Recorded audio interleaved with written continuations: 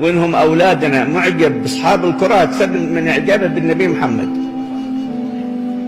لا جاء كأس العالم الله أعلم، أنا ما أدري، لكن في بعض البلاد كأس العالم إذا جاء بطلوا الصلاة حتى الجمعة.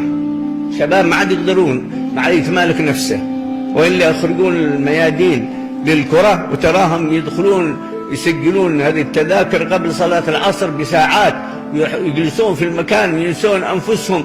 وإذا بدأت الكرة هذه كأنهم كالمجانين غير متمالكين أنفسهم. وبعد ذلك إذا خلصوا الكرة وعطوهم معبودهم الأهوج الأعوج الكاس ذا، حصلهم يقبلونه ولا يقبل يد والده، يقبل الكاس ولا يقبل يد والده. هذه العقوبة لما ربي يبدلك بشيء شرف لك، بشيء لا يليق، ما عدا حديد وإلا تعظيم كرة ولا تقبيلها ولا شكلها.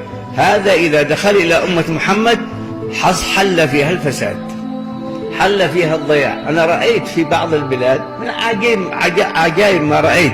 لا قلت تفهمون يا شباب، خاصة أنتم الشباب، إن إذا ما ندرك بنصل إلى حالة من الحالات. في بلد عربية مات واحد لاعب كرة وهو يلعب في الميدان، بالطبع حزنوا عليه واشتد الحزن، فجاءوا عندما يحملوه في الجنازة جاءوا بفريق الكرة حامل الكرة قدام الجنازة، يسيرون مع جملة من الشباب بنفس شكل الرياضة ولباس الرياضة حتى أوصلوه إلى المقبرة.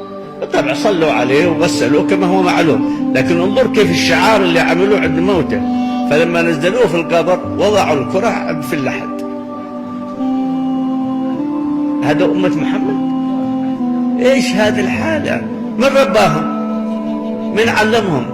من درسهم؟ من فهمهم؟ لكن ما ترون هذه مصيبة إذا حلت في أمة محمد؟ لابد نتدارك، ولابد نتذكر، ولابد نذكر بعضنا البعض، ولابد نفهم أولادنا ونفهم بناتنا ونصبر، لأن الناس دعوة الشر أخذتهم. لكن اصبروا يا أيها الذين آمنوا، اصبروا وصابروا ورابطوا واتقوا الله لعلكم تفلحون. من يبغى الفلاح يصبر في الدعوة، يصبر في طلب العلم، يصبر في مجالسة الرجال، بل يصبر على تأنيبهم. كثير من الشيوخ يؤدب، لا بد تصبر، لأنك ما يستقيم العود إلا إذا شددته.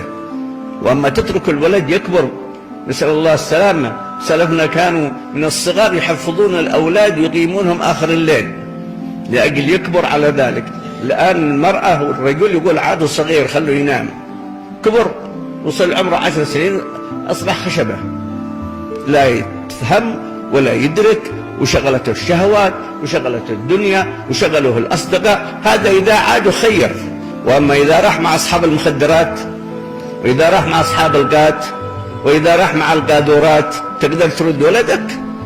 نسأل الله السلامة للأمة، ونسأل الله السلامة لهذه البلدة.